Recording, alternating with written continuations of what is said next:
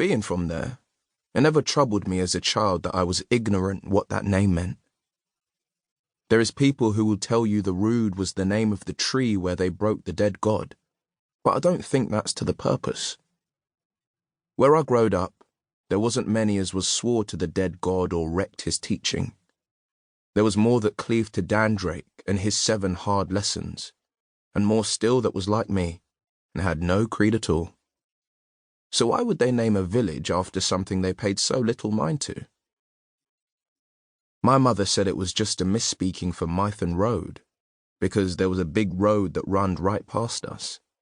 Not a road you could walk on, being all pitted stone with holes so big you could lose a sheep in them, but a road of old times that reminds us what we used to be when the world was our belonging.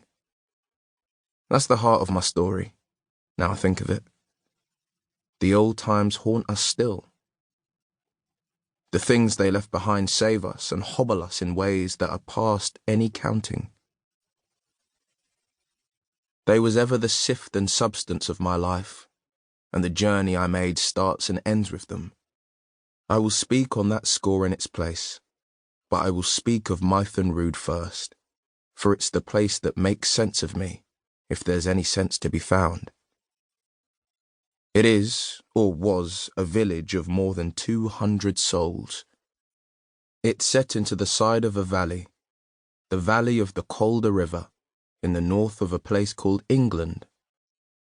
I learned later that England had a mess of other names, including Britain and Albion and UK, but England was the one I was told when I was a child. With so many people, you can imagine the village was a terrible big place, with a fence all around it that was as high as one man on another man's shoulders. There was a main street, called the Middle, and 2 side streets that crossed it called the Span and the Yard. On top of that, there was a score of little paths that led to this door or that, all laid with small stones trod down until they was even. None of the houses was built within 50 strides of the fence. That was rampart law, and never broke. I'm Koli, like I already said. Koli Woodsmith first, then Koli Waiting, Koli Rampart, Koli Faceless. What I am now don't really have a name to it, so just Koli. My mother was Jemmy Woodsmith, that was Basil's daughter, and had the sawmill over by the old Big Hand stream. I was raised up to that work, trained by Jemmy how to catch wood from a live tree without getting myself killed, how to dry it out and then steep it in the poisonous soup called stop mix until it was safe, and how to turn and trim it. My father was a maker of locks and keys.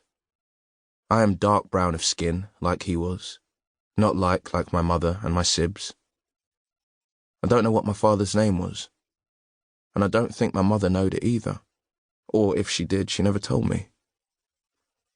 He journeyed all the way from Halifax to put new locks on the doors of Rampart Hold, and he was billeted for the night in my mother's mill. 2 things come of that night. One of them was a brand new lock on our workshop door that would stand against the end of the world. The other one was me. And there's at least one of the 2 my mother never had no cause to regret. So my mother and my father had just the one night of sweetness together, and then he went back home. Halifax being so far away, the news of what he had left behind him probably never got there. Or if it did, it didn't prompt him to return.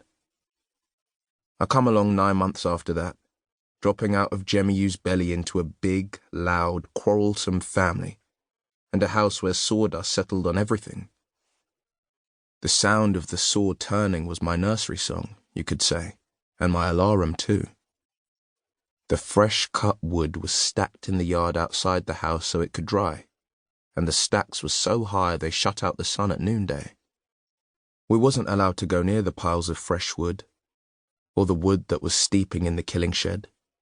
The first could strike you down, and the second could poison you. Rampart law said you couldn't build nothing out of wood unless the planks had been steeped in stop mix for a month and was dead.